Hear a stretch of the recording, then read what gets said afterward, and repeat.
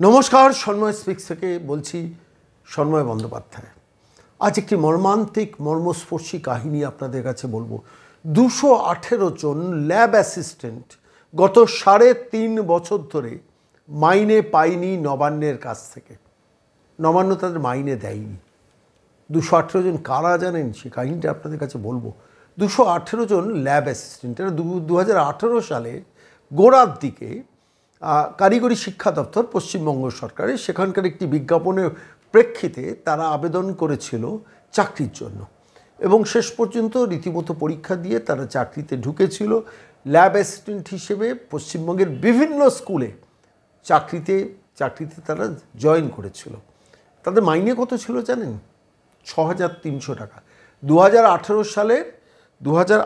সালে তাদের মাইনে হচ্ছে মাত্র 6,300 টাকায় তারা ল্যাব অ্যাসিস্ট্যান্ট হিসেবে চাকরিতে জয়েন করে এবং 2018 সালে ফেব্রুয়ারি মাস, সেই মাসে তারা জয়েন করেন এবং তারপর তারা কাজ শুরু করেন। 3.5 বছর চাকরি করার পর তাদের শেষ পর্যন্ত মাইনেটা গিয়ে দাঁড়ায় 7,000-এ। তারা বিভিন্ন স্কুলে ল্যাবরেটরি অ্যাসিস্ট্যান্টের কাজ করতো এবং তার সঙ্গে অফ টাইমে, মানে যখন তাদের ল্যাবরেটরি অ্যাসিস্ট্যান্টের কাজ থাকতো না, ক্লাসে টিচার না আসতো, তখন তারা শিক্ষকতার কাজ করতো। হেডমাস্টার মশাই যা নির্দেশ দিতেন কম্পিউটারে আপডেটিং করা, সে কাজগুলোও করতেন। মিড ডে মিলের ব্যবস্থাটা তাঁরা দেখতেন। আলটিমেটলি সার্বিকভাবে স্কুলের ব্যবস্থাপনার সঙ্গে এদের জীবনটাকে যুক্ত করে দেওয়া হয়েছিল সরকারের তরফ থেকে। কারিগরি শিক্ষা দপ্তর বিজ্ঞপ্তি জারি করে লোক নেবেন, সেই বিজ্ঞাপনের প্রেক্ষিতে এরা আবেদন করেন এবং সেই আবেদনের প্রেক্ষিতে এরা চাকরি পান এবং চাকরিতে জয়েন করেন 2018 সালের ফেব্রুয়ারি মাসে। পরবর্তীকালে সে মাইনেটা বেড়ে 7,000 টাকা হয়। এবার 2021 সালের সেপ্টেম্বর, 2021-এ বিধানসভা নির্বাচন গেল মে মাসে। 2021 সালের সেপ্টেম্বর মাসে আচমকা হঠাৎ একদিন তারা স্কুলে গিয়ে জানতে পারেন যে হেডমাস্টার মশাই বলেছেন তোমাদের কাল থেকে আর আসতে হবে না স্কুলে। কেন? বল না, কারিগরি শিক্ষা দপ্তর থেকে জানিয়ে দেওয়া হয়েছে। আমি জিজ্ঞেস করছিলাম যে কারিগরি শিক্ষা দপ্তরের মন্ত্রী কে ছিলেন? বলেন তখন হুমায়ুন কবির কারিগরি শিক্ষা দপ্তরের মন্ত্রী ছিলেন, তিনি চলে যাচ্ছেন, ইন্দ্রনীল সেন জয়েন করলেন। আর যখন আমি জিজ্ঞেস করলাম যে চাকরিটা আপনারা পেয়েছিলেন তখন আপনারা কোথায় ছিলেন, মানে তখন রাজ্যের মন্ত্রী কে ছিলেন কারিগরি শিক্ষা দপ্তরে? তখন পূর্ণেন্দু বসু কারিগরি শিক্ষা দপ্তরের মন্ত্রী ছিলেন। আর পরবর্তীকালে যখন তাদের চাকরি চলে যায় তখন হুমায়ুন কবিরের এক্সিট এবং ইন্দ্রনীল সেন মন্ত্রী হিসেবে আসছেন। সেই সময় 218 জন শিক্ষকের চাকরিটা কেড়ে নিল নবান্ন। আমি কারিগরি শিক্ষা দপ্তর তো আর নবান্নের বাইরে নয়, ফলে তো নবান্নই তাদের চাকরিটা কেড়ে নেয়। এবার প্রশ্নটা হচ্ছে ছেলেমেয়েগুলোর অপরাধটা কী ছিল। আমি এমন একজনকে আজকে আপনাদের সামনে হাজির করব, যে মানুষটি, যার নাম সুদীপ মিত্র, থাকেন হুগলিতে থাকেন। তো সেই সুদীপ মিত্র একাডেমিক কোয়ালিফিকেশান আমি জানতে চেয়েছিলাম, আপনি পড়াশোনা কী করেছেন? বলেন যে আমি হিস্ট্রিতে MA করেছি। আর কোথা থেকে? বলো বর্ধমান ইউনিভার্সিটি থেকে। আর কত পার্সেন্ট পেয়েছিলেন হিস্ট্রিতে মাস্টার ডিগ্রিতে? বললো প্রায় 59 পয়েন্ট কত %, প্রায় ফার্স্ট ক্লাস পাওয়া ছেলে। সেই ছেলেটি চাকরির খোঁজে হন্য হয়ে ঘুরতে শেষ পর্যন্ত ল্যাবরেটরি অ্যাসিস্ট্যান্টের কাজ পায় আরও 217টি পরিবারের মতো। সারা পশ্চিমবঙ্গে এরা কিন্তু বিভিন্ন প্রান্তে ছড়িয়ে আছে।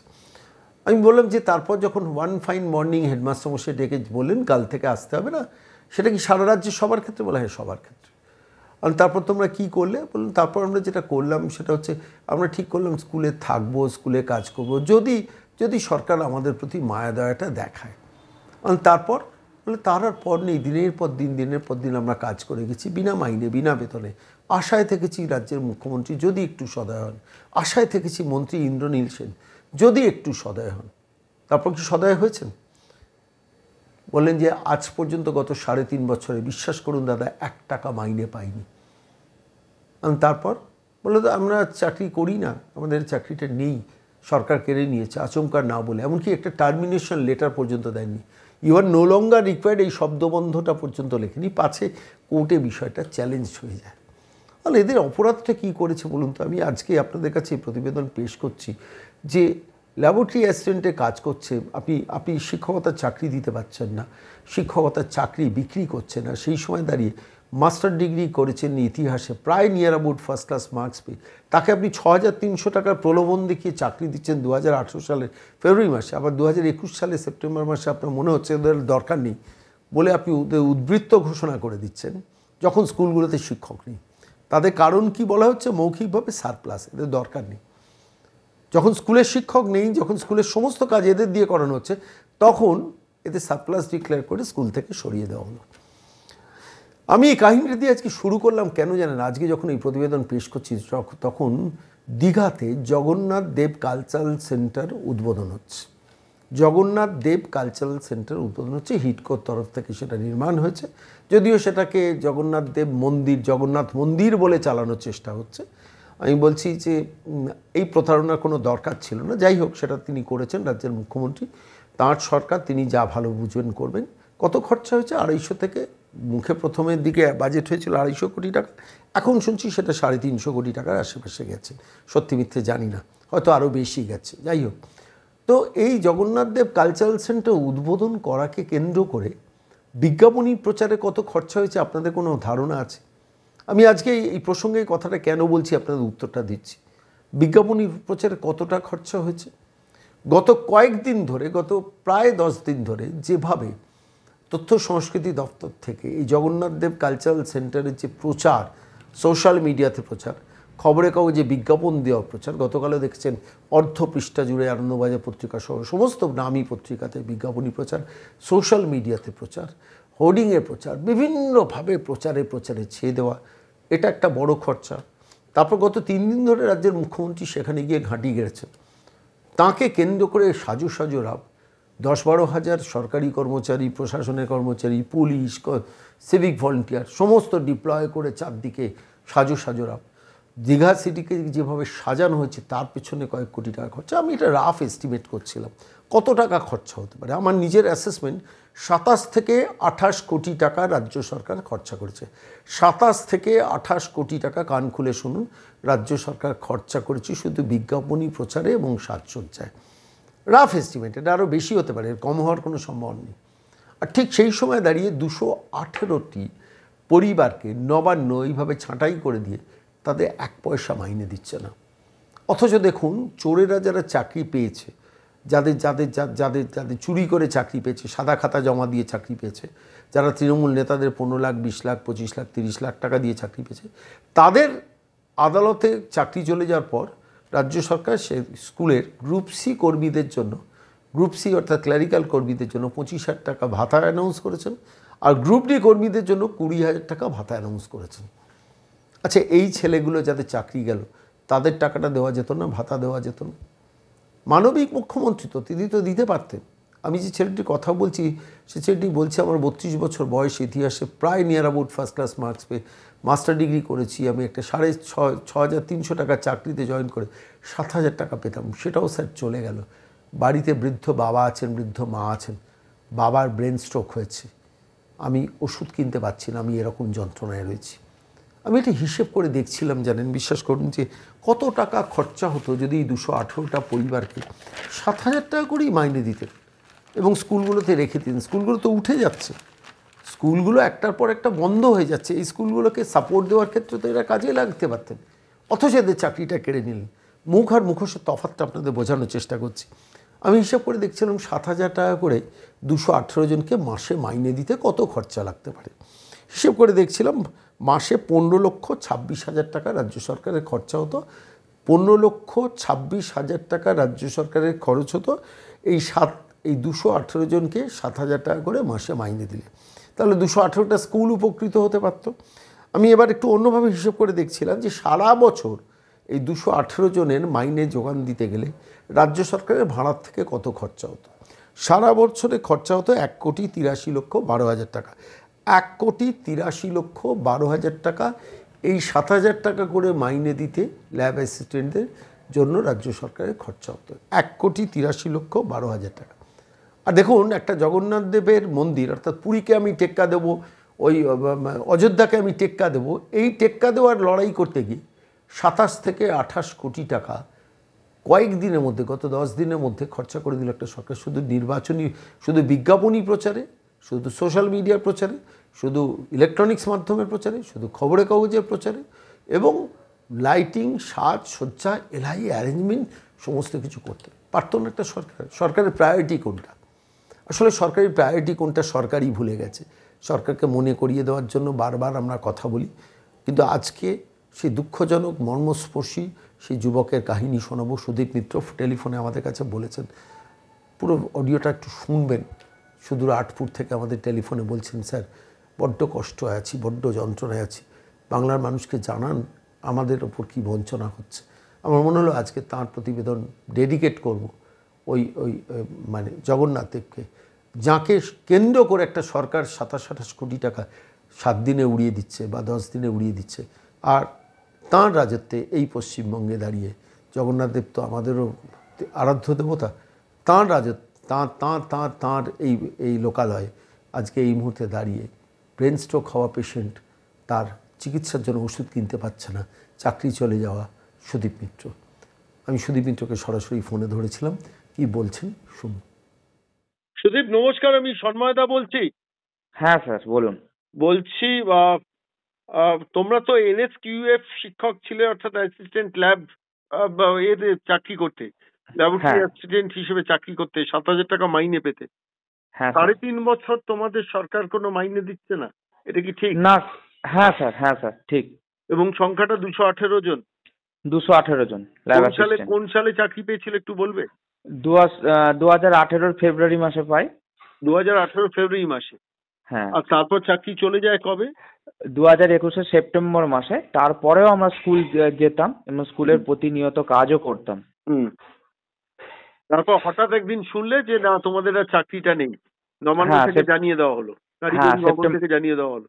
হ্যাঁ সেপ্টেম্বরে হ্যাঁ সেপ্টেম্বরে কারিগরি বিভাগ থেকে জানিয়ে দেওয়া হলো যে এইচএমদের মাধ্যমে যে ওদের আর আসতে হবে না। তো অ্যাডিশনাল ম্যান পাওয়ার দিকে আমাদের হঠাৎ করে ছাঁটাই করে দেয়। 2018 সালে ফেব্রুয়ারি মাসে যে তোমরা চাকরিতে জয়েন করেছিলে, কত মাইনে ছিল তখন? 6,300 টাকা। 6,300 টাকা। তারপর 3.5 বছর চাকরি করার পর মাইনেটা হয় 7,000 টাকা, তাই তো? 7,000 টাকা। তুমি ব্যক্তিগতভাবে তোমার একাডেমিক কোয়ালিফিকেশন কি? আমার হচ্ছে হিস্ট্রিতে এমএ, ইতিহাসে এমএ। ইতিহাসে এমএ করে এই চাকরিটা পাওয়ার জন্য পরীক্ষা দিতে হয়েছিল?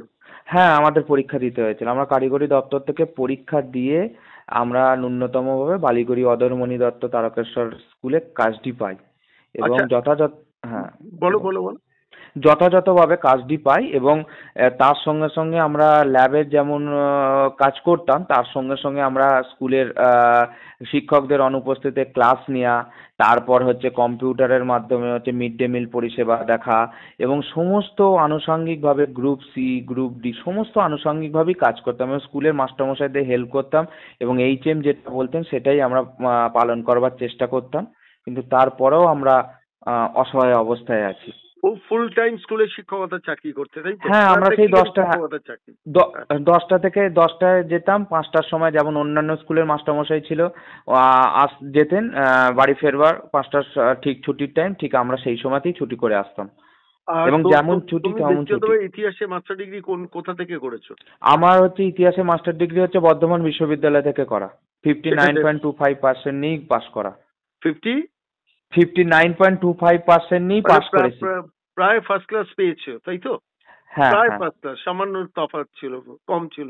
আচ্ছা, এই চাকরিটার খবরটা কিভাবে, মানে কোনো চাকরির বিজ্ঞাপন বেরিয়েছিল কারিগরি? হ্যাঁ স্যার 2018 সালে কারিগরি দপ্তর থেকে এই চাকরিটার বিজ্ঞপ্তি আসে এবং সেটা দেখে যখন আমরা দেখি যে এই চাকরিটার বিজ্ঞপ্তি আসে তখন অসহায়ভাবে তখন এই চাকরিটার পরীক্ষাটা দিই এবং চাকরিটা পাই। তোমাদের কোথাও একটা বিশ্বাস ছিল যে একদিন সরকার তোমাদের পার্মানেন্ট করবে? হ্যাঁ এবং পার্মানেন্ট করবে এবং এর মধ্যে আমরা বলা বলি কথা কি ভোটের ডিউটি থেকে সমস্ত কিছু আনুষঙ্গিক সমস্ত কিছুই কাজ করতাম, ভোটের ডিউটি পর্যন্ত দিয়ে এসেছি এবং তার সঙ্গে সঙ্গে আমাদের বিশ্বাস ছিল কাজটা কোনোদিন যাবে না এবং কাজটা পরবর্তীকালে হাই লেভেলে আরো বরঞ্চ স্কুল সংখ্যাও যেমন বাড়বে তেমনি স্কুলের সঙ্গে সঙ্গে পরিকাঠামোগত উন্নয়ন এবং ল্যাব তরফ থেকে যে তোমাদের চাকরিটা আচমকা ওয়ান ফাইন মর্নিং কাল থেকে আসতে হবে না হেডমাস্টার বলেন, সরকারের তরফ থেকে তোমাদের কোনো ভাতা টাতাই যে গ্রুপ সি গ্রুপ ডি যারা টেন্টেড মানে যারা সাদা খাতা জমা দিয়ে চাকরি পেয়েছে তাদের বা গ্রুপ সি গ্রুপ ডিতে তাদের তো 20,000 25,000 টাকা করে ভাতা সরকার অ্যানাউন্স করেছে। তোমাদের ক্ষেত্রে কোনোদিন কখনো সরকার বলেনি যে ঠিক আছে তোমাদের চাকরি আমরা খেয়ে না নিলাম? না স্যার, না স্যার, আমাদের ওসব ভাবে কিছুই বলেনি এবং আমরা যথাযথভাবে তাদের চেষ্টা করেছি তাদেরকে মানবিক আচ্ছা, তোমরা যখন যদি চাকরি পেয়েছিলে তখন মন্ত্রী ছিলেন কে কারিগরি দপ্তরে? তখন ছিলেন পূর্ণেন্দু বসু ছিলেন।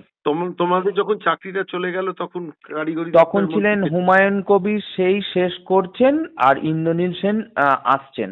আচ্ছা, সেই সময় তোমরা পরবর্তীকালে ইন্দ্রনীল সেনের কাছে কোনো ডেপুটেশন জমা হ্যাঁ, দিয়েছিলে? আমরা ডেপুটেশন জমা দিয়েছি এবং আমরা সমস্ত কাগজপত্র প্রত্যেকটা দপ্তরে, ভোকেশনালের দপ্তরে জমা দিয়েছি।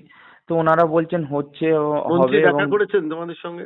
না, কোনো দেখা করেনি। এবং রাজ্যের মুখ্যমন্ত্রীকে চিঠি লিখেছো, এইসব জানিয়েছো? হ্যাঁ, আমরা জানিয়েছি, আমরা উপরন্তু মেলও করেছি দিদিকে, যে কোনো মেল। সাড়া শব্দ পেয়েছো? না, কোনো সাড়া শব্দ কোনো কিছু পাইনি, আজ তোমাদের পর্যন্ত কোনো সাড়া তোমাদের শব্দ পাইনি। ডেকেছেন বা তোমাদের কোনো অফিসারকে দিয়ে কথা বলিয়েছেন? না, আমরা যখন কালীঘাটে যখন হয়তো ফোন করেছি তখন হয়তো বলেছে এসে তোমরা দেখা করবে, তো কালীঘাটে ওইটুকুটা চিঠিপত্র দেখা করেছি, চিঠিপত্র দিয়েছি, কিন্তু তারপরেও কোনো এখনো পাইনি। তো এবং আমরা হতাশাগ্রস্ত। তো তোমার বাড়িতে কে কে আছেন? আমার বাড়িতে বাবা এবং মা আছে। তো বাবার ব্রেন স্ট্রোকের মতো অবস্থা, অসহায়ভাবে আমি দেখছি। এবং একদিকটা বাঁ দিকটা এবং আহ, বাঁদিকের বাঁদিকের ডান এবং বাঁ হাতটি পড়ে যায়। তো ওষুধ কিনতে আমরা অপারগ, এরকম অবস্থায়। তো তোমার এবং যখন সংসার চলছে কি করে তাহলে? সংসার চলছে অসহায়ভাবেই সংসার চলছে, কিছুটা ওই আপনার হচ্ছে করে টিউশনি করে। মানে টিউশনি করে জীবন কাটাচ্ছ, 32 বছর বয়স, সেই ইতিহাসে প্রায় ফার্স্ট ক্লাস পেয়ে মাস্টার ডিগ্রি করেছো, তাই তো? একদম স্যার, একদম স্যার। তাদের জন্য সরকার 6,300 টাকার মাইনের চাকরির ব্যবস্থা রেখেছিল। 3.5 বছর চাকরি করিও তারপর সেটা খেয়ে নিল। হ্যাঁ, ওটাই খারাপ লাগে আমার যে শেষ যখন। প্রশ্ন আজকে তোমার কাছে, এটা আমাকে হ্যাঁ স্যার। ভাবাচ্ছে বলে আমি এই প্রশ্নটা তোমাকে করছি। হ্যাঁ স্যার, প্রশ্নের উত্তর তুমি দিতেও পারো, নাও দিতে পারো। আমার বলুন স্যার। আমি এই প্রশ্নটার উত্তর দেব আমার আমার এই প্রতিবেদন যখন পেশ করব। একটা সরকার সরকারি পয়সায় জগন্নাথ ধাম কালচারাল সেন্টার বলে একটা জগন্নাথ দেবের মন্দির, পুরীকে টেক্কা দেওয়ার জন্য একটা মন্দির, বা রাম মন্দিরকে টেক্কা দেওয়ার জন্য একটা মন্দির করলো সরকারি খরচে। 300 সাড়ে 300 কোটি টাকা খরচা করে, সেটা তো গেল একটা দিক। কিন্তু এই মন্দির উদ্বোধন উপলক্ষে রাজ্যের মুখ্যমন্ত্রী 3 দিন ধরে বসে আছেন দীঘায়, এবং হুম, এই এই উদ্বোধন উপলক্ষে কয়েক কোটি টাকা, আমার যা খবর 27 থেকে 28 কোটি টাকা শুধু প্রচারে খরচা করা হয়েছে এই হুম, এই এই এই পুজো এর উদ্বোধনে। অথচ আমি হিসেব করে দেখছিলাম তোমাদের হুম, এই 218 জন যাদের চাকরি গেছে তাদের সারা বছরে মাইনে দিতে গেলে 7,000 টাকা করে হলো 1,83,12,000 টাকা লাগতো। হুম, অথচ সেই সরকার খরচা করছে শুধু প্রচারে। মন্দিরের জন্য হুম, ছেড়ে দাও, 250, 300, 350 কোটি টাকা যা গেছে গেছে, কিন্তু হুম, তার বাইরেও আমি বলছি প্রচারে যদি 27-28 কোটি টাকা খরচা করে থাকে একটা সরকার, কি করে 1,83,12,000 টাকা বছরে 218টা পরিবার তো বাঁচতে পারতো। ব্রেন স্ট্রোক বলা একজন মানুষ তো তার চিকিৎসার ওষুধটা কিনতে পারতো। তোমার কিছু অভিব্যক্তি আছে? হ্যাঁ স্যার, আমি আমি বলছিলাম যে 218 জন ল্যাব অ্যাসিস্ট্যান্ট যারা প্রত্যন্ত গ্রাম থেকে এরকম উঠে আসছে এবং প্রত্যন্ত গ্রাম থেকে যারা চাকরি পেয়েছে নিষ্ঠা সহকারে, তারা পড়াশোনা করে চাকরি পেয়েছে, সরকারের উচিত ছিল এবং ভাবা উচিত ছিল যে আহ, দীঘাতে যেমন জগন্নাথ মন্দিরও হচ্ছে, আমি চাইবো যে তার মধ্যে এই যে 218 জন ল্যাব অ্যাসিস্ট্যান্ট যেখানে তাদের বাবা মারা অসুস্থ অবস্থায় আছে, কারুর ব্রেন স্ট্রোক, কারুর বাবা মা মারা গেছেন, বাবা আছেন, মা বেঁচে নেই, এরকম অবস্থায় সরকারের মনে হয় যে খুব শীঘ্রই পাশে আসা দরকার। এবং সরকারি বরাদ্দ অনুসারে, কারণ 6,000 টাকা 7,000 টাকা এখন কারুর জীবন ধারণই হয় না, কারণ সমস্ত কিছুতে নিত্য প্রয়োজনীয় জিনিসপত্রের দাম বৃদ্ধি এবং তার সঙ্গে সঙ্গে ওষুধপত্রের দাম দ্বিগুণ এবং তারা অসহায়। সরকারকে বলবো যে যেমন দীঘা জগন্নাথ মন্দিরে যেমন খরচা করছেন, তেমনি এই দুস্থ ছেলে মেয়েদের যদি অতি অবশ্যই যদি পাশে না দাঁড়ান, তাদের মানে মৃত্যুমুখী ছাড়া আর কোনো তাদের কোনো পথ নেই। এত শিক্ষিত হয়েও তারা যেমন বেকার ছেলেদের মতোই বেকার অসহায় অবস্থায় যেমন ঘুরছে, এবং ঠিক তেমনি তাদের অসহায় অবস্থায় প্রত্যেকদিন তারা আয়নার সামনে নিজেকে নিজেকে কাঁদছে এবং বলছে যে আমাদের কি পড়াশোনাটাও কি মূল্যহীন হয়ে পড়লো, যে এতখানি পড়াশোনা করে তারা একটা চাকরি পেয়ে যখন অসহায় অবস্থায় এবং দিনের পর দিন তারা যখন স্কুলে যেত, স্কুল থেকে ফিরতো, একটা তাদের মধ্যে মুখে হাসি ছিল, কিন্তু এখন একটা মলিনতার সুর। আমি চাইবো যে, এবং আমার সঙ্গে প্রত্যেকটি ল্যাব অ্যাসিস্ট্যান্টই চাইবে যে সরকার ব্যাপারটাকে ভালো চোখে নিক এবং ভালোভাবে দেখুক এবং সঙ্গে সঙ্গে তাদের ব্যবস্থা করুক। ওখানে যেমন এত কোটি টাকা খরচাও করছেন, তেমনি স্কুলের ছেলে মেয়েদের মানে স্কুলের ছেলে মেয়ের এবং ভোকেশনাল ল্যাব অ্যাসিস্ট্যান্টদের ব্যাপারগুলো সরকার ভাবুক এবং ভাবতে বাধ্য করুক যে তাদের পরিবারগুলো অসহায়। 218 জন ল্যাব অ্যাসিস্ট্যান্ট আমি এবং যদি তারা একটা যদি কথা দিচ্ছি, আমার তরফ থেকে আমি মুখ্যমন্ত্রীকে লিখিতভাবে আবেদন করব যে আপনি ঠিক আছে জগন্নাথ দেবের মন্দিরের প্রচারের জন্য 27-28 কোটি টাকা প্রায় সরকারের গলিয়ে দিলেন 3 দিন এই প্রচার যোগ্য চালানোর জন্য। আপনি অন্তত এই 218টা পরিবারকে দেখার জন্য মাসে অন্তত 30,000 টাকা করে ভাতা দিন, যতদিন না চাকরি দেবেন। আমি লিখিতভাবে মুখ্যমন্ত্রীকে জানাবো। হ্যাঁ কথা হ্যাঁ দিলাম। স্যার, হ্যাঁ স্যার, ঠিক এইটা আছে, যদি যদি বলেন তাহলে খুবই খুবই ভালো আমি লাগলো, খুবই লিখিতভাবে ভালো আমি লাগলো। আমরা আবেদনটা করবো অসহায়, সরকারের কাছে। আমরা পুরো আমি সেই অসহায়, আপনি প্রতিনিধি তোমার অসহায়দের কাছে, পাশে সেই একদম প্রতিনিধি স্যার। তোমার কাছে পৌঁছে দেবো, তোমাদের কাছে। হ্যাঁ ঠিক আছে মুখ্যমন্ত্রীকে স্যার, লিখবো অবশ্যই। ঠিক সাবধানে আছে থেকো, স্যার, ভালো থেকো, তোমার ঠিক আছে। বাবা মা সুস্থ থাকুন, আর কি বলবো। আর আপনিও আটপুরে আসবেন, হ্যাঁ আটপুরে আসবেন, ঠিক আপনি প্রতিনিয়ত আটপুরে আসবেন। ঠিক ঠিক অনেক আছে স্যার।